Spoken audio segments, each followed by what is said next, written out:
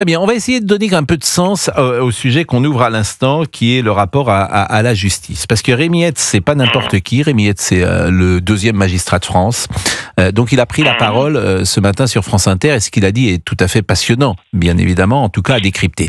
Et donner du sens, c'est quoi? C'est lundi ou mardi, Gérald Darmanin prend la parole, garde des Sceaux, pour dire les peines ne sont pas assez fortes, et au fond, les juges ne les appliquent pas suffisamment, parce que dans le code pénal, on peut déjà appliquer ça. Bon, je m'aperçois que 3 jours après, un magistrat, et pas n'importe quel magistrat, sur France Inter, monte au créneau pour dire non pas le contraire de ce qu'a dit Gérald Darmanin, on est entre gens bien élevés, mais au fond, il vient pour dire laisser travailler les juges. Bon, je rappelle également que le garde des Sceaux est, je crois, le seul ministre qui, sur son administration, n'a pas de prise au nom de la séparation des pouvoirs, Gilbert Collard. Donc on va écouter, d'abord je ne sais pas si vous partagez cette introduction que je fais là pour les auditeurs, mais elle me paraît importante.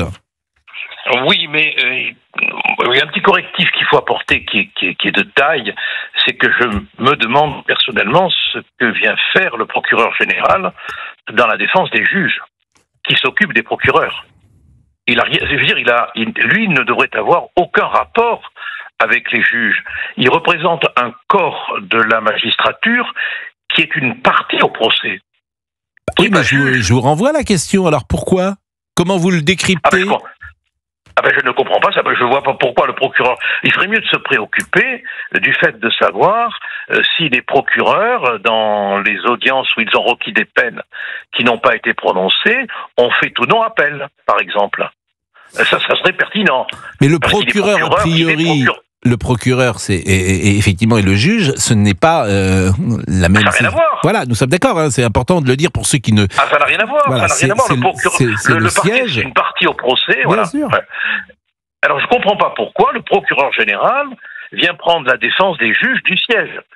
Et moi, si je l'avais eu en face de moi, je lui aurais posé la question, vous êtes-vous préoccupé de savoir si les parquets qui avaient requis des peines qu'ils n'ont pas obtenues ont fait appel?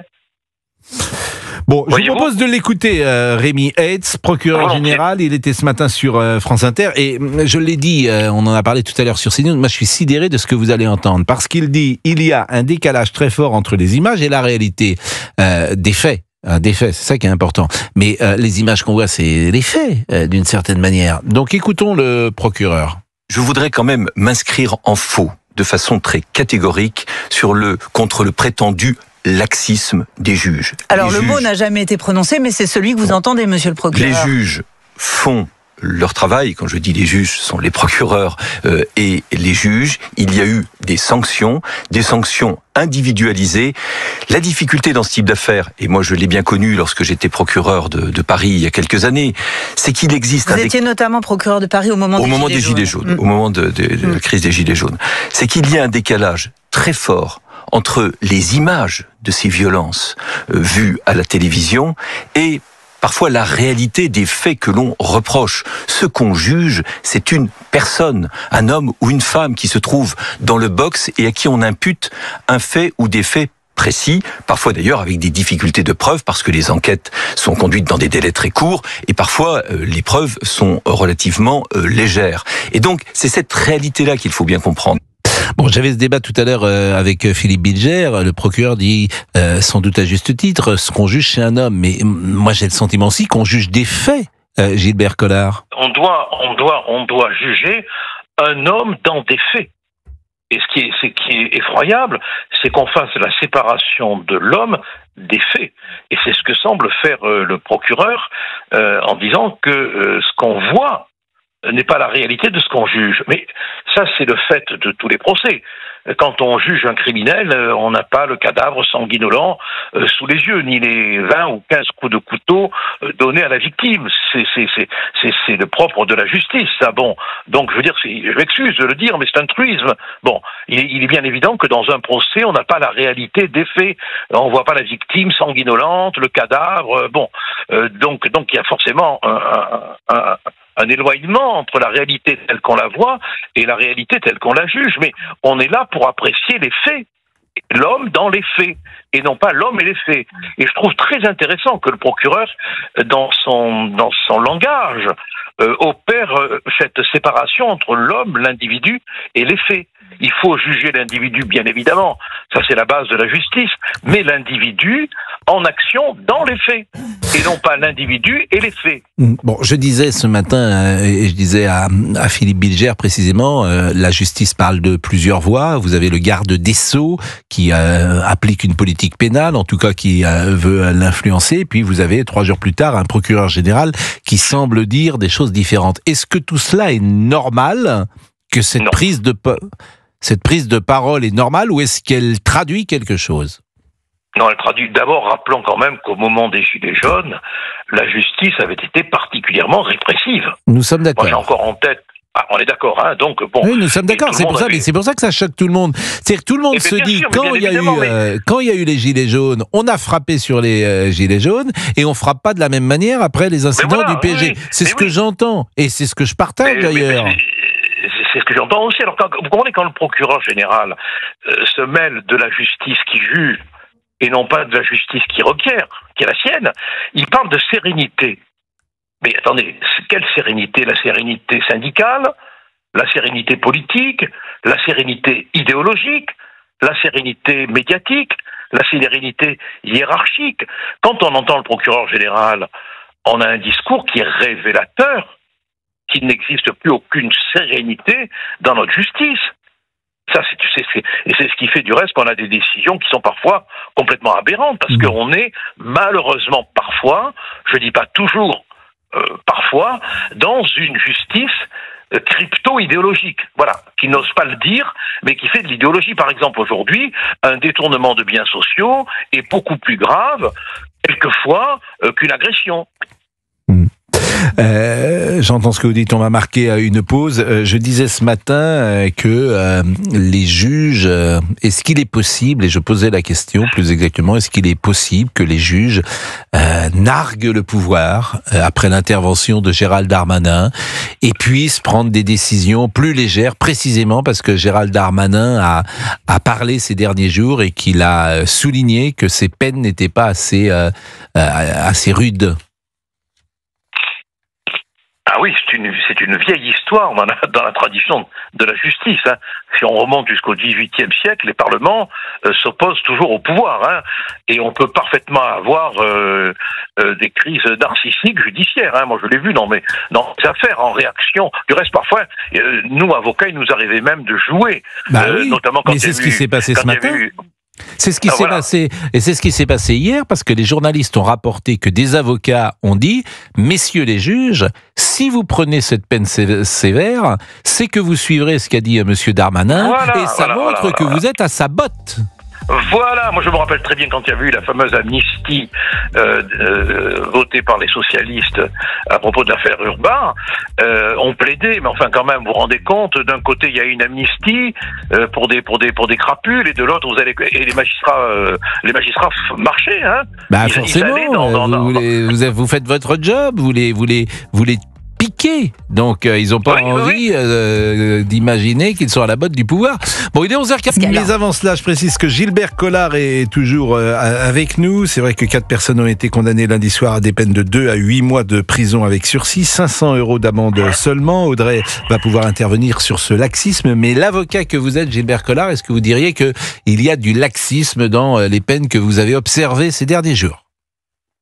Il n'y a pas application de la loi, ce que je vous dis. Alors après, on va nous parler de la fameuse et nécessaire individualisation des peines, mais encore une fois, si on fait une étude comparative entre les peines prononcées au moment des Gilets jaunes et les peines prononcées maintenant, on constate quand même que c'était pas le même traitement. Qu'est-ce que vous voulez que je vous dise ?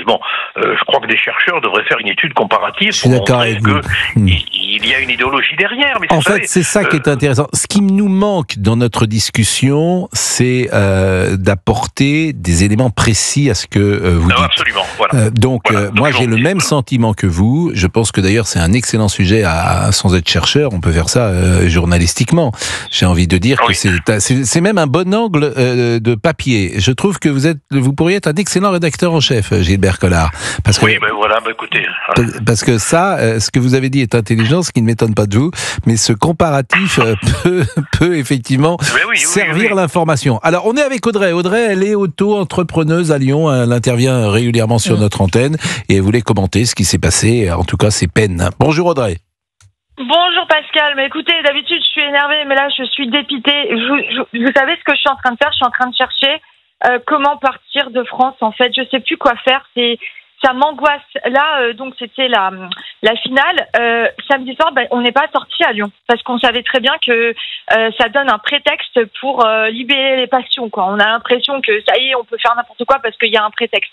Et on sait très bien que c'est... Alors, quand on est une femme, c'est même pas la peine.